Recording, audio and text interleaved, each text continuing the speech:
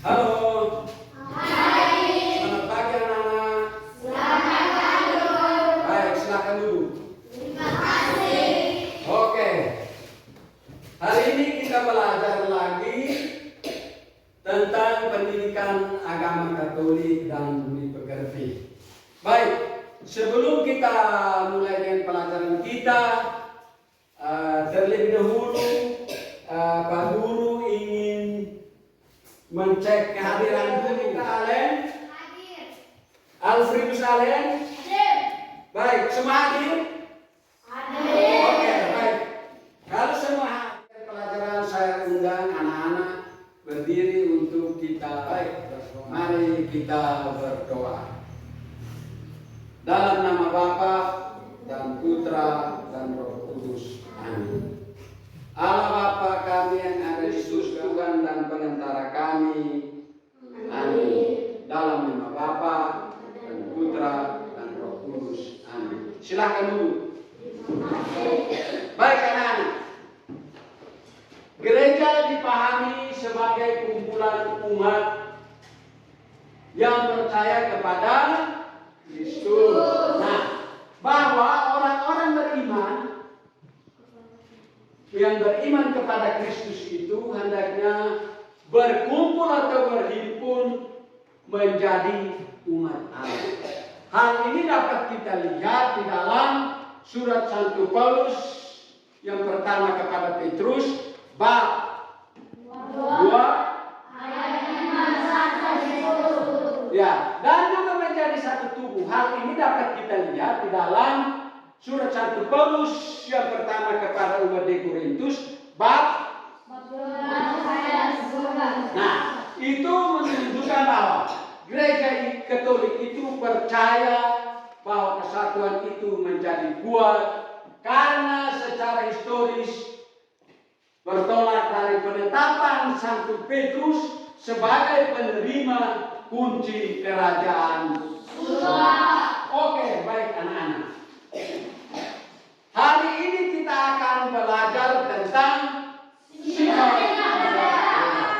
Nah, adapun tujuan pembelajaran kita hari ini adalah yang pertama, setelah pelajaran ini selesai, anak-anak harus mampu menjelaskan arti gereja yang satu, kudus, katolik, dan apa? Dan yang kedua, setelah pelajaran ini selesai, anak-anak juga harus mampu menyebutkan contoh perwujudan gereja yang satu, kudus, dan apostolik. Dan yang ketiga, tujuan pembelajaran yang ketiga, yaitu anak-anak harus mampu menyebutkan ciri perbuatan yang sesuai dengan sifat-sifat gereja tadi. Sifat-sifat gereja yang pertama tadi adalah satu, yang kedua, ketiga, dan yang keempat. Nah, baik, itu ada 4 sifat daripada gereja.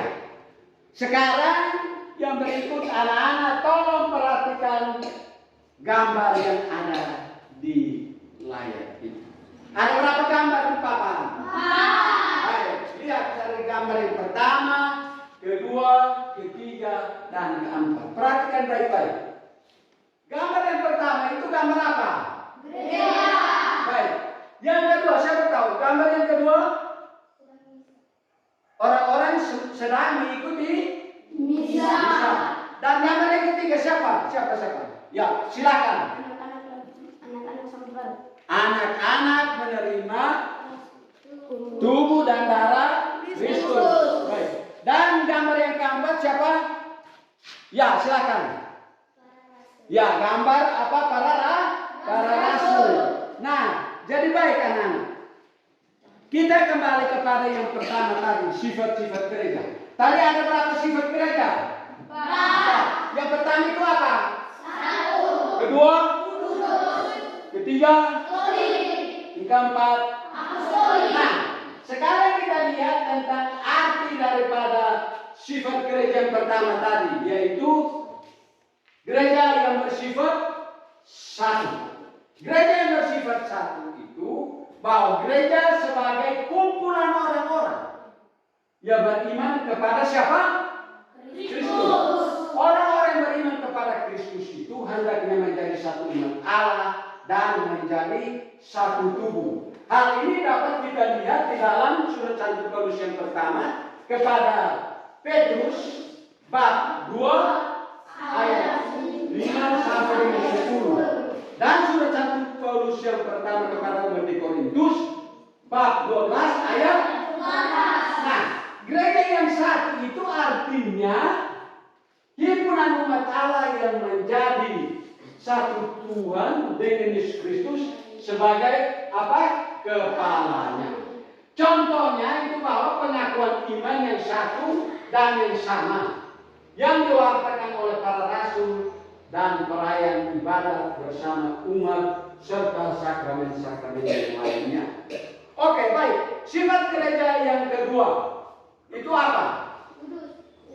Sifat gereja yang apa, Bu? Kudus. Gereja yang bersifat kudus artinya gereja itu dipanggil kepada kekudusan oleh Tuhan. Dalam kutipan Injil Matius bab 5 ayat yang mana mengatakan bahwa hendaknya kamu sempurna sebagaimana Bapamu di surga sempurna adanya. Nah, di sini pun gereja sebagai kumpulan orang-orang beriman yang merasa terpanggil untuk hidup suci, yaitu hidup sesuai dengan kehendak siapa? Allah. Ya. Jadi secara objektif dikatakan bahwa sifat kudus itu berarti bahwa gereja adalah sarana atau alat keselamatan dan rahmat Tuhan di dunia, serta merupakan tanda rahmat yang kudus yang akan menangis secara definitif pada akhir zaman, yaitu melalui apa? Sakramen. Yaitu gereja yang bersifat apa? Katolik. Gereja yang bersifat Katolik adalah bahwa gereja yang utuh, ya, yang lengkap, ya, gereja yang utuh, lengkap dan tidak setengah-setengah. Nah, gereja yang bersifat Katolik yaitu bahwa gereja itu bersifat apa? Umum. Gereja itu bersifat apa? Umum. Artinya didasarkan atas 3 hal, yaitu keterbukaan, waktu dan apa? Tempat. Ya, jadi itu tentang sifat gereja yang ke berapa tadi? Gereja sifat gereja yang bersifat Katolik itu adalah sifat gereja yang keberapa? Ketiga. Dan yang keempat, gereja bersifat apa? Apostolik. Sama-sama, gereja bersifat apostolik. Gereja bersifat apostolik artinya bahwa iman gereja itu dibangun berdasarkan pengajaran para rasul. Nah, gereja itu setia dan mempelajari apa? Injil. Sebagai ya, Injil itu merupakan iman gereja para rasul, ya. Iman gereja para rasul. Nah, dapat diartikan bahwa ya, dalam situasi yang konkret iman gereja itu ya, juga harus setia dan loyal terhadap hierarki sebagai pengganti para rasul. Oke, jadi baik, itu sifat gereja yang ke berapa? 4. Nah, dari keempat sifat gereja tadi, ya, anak-anak dipersilakan untuk membaca teks kitab suci itu, ya, yang ada di layar itu, yaitu tentang cara hidup jemaat pertama yang diambil dari Kisah Para Rasul bab 2 ayat 14 sampai 16. Ya, sama-sama. Kisah Para Rasul bab 2 ayat 14. Ya, anak-anak dipersilakan untuk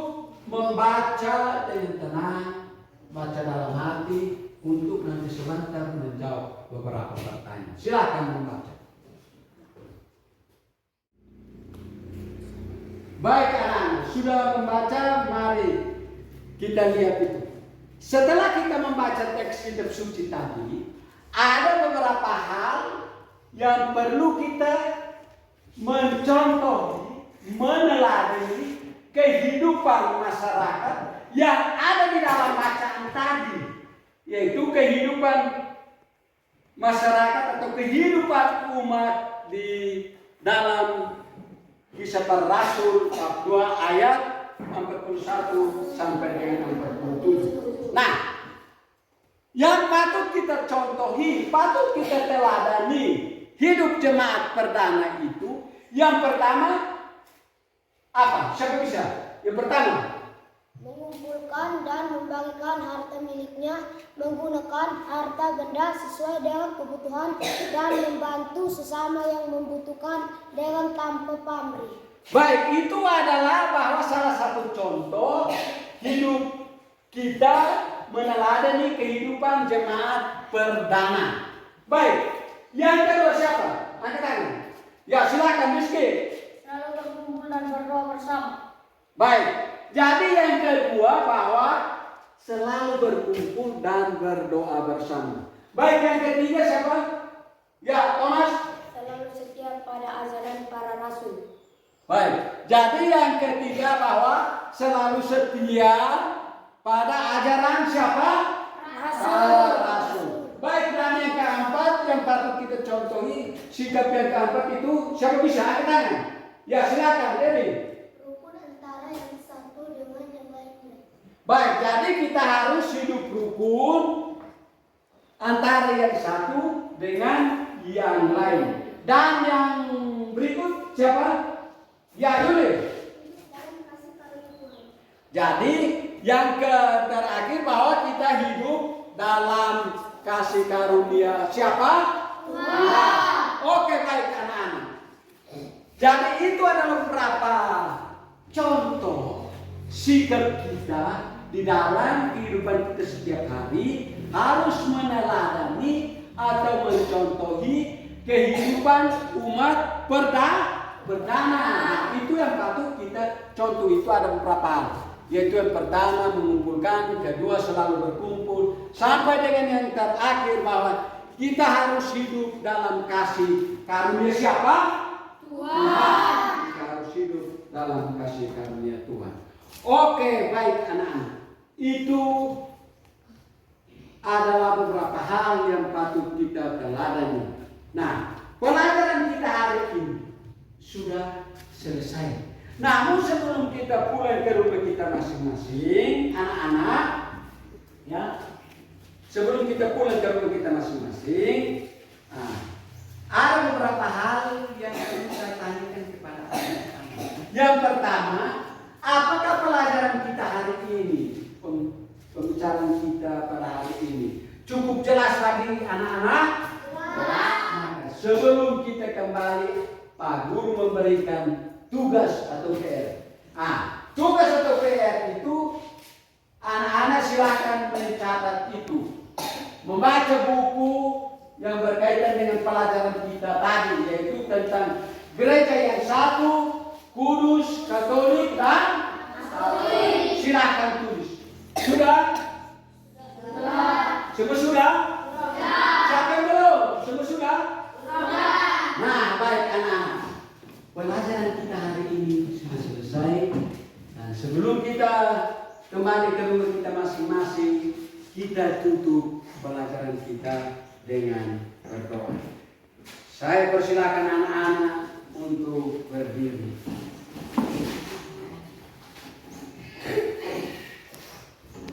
Baik, marilah kita berdoa. Dalam nama Bapa dan Putra dan Roh Kudus. Amin. Tuhan dan ya Ale, amin. Amin. Dalam nama Bapa dan Putra dan Roh Kudus. Amin. Selamat siang anak-anak.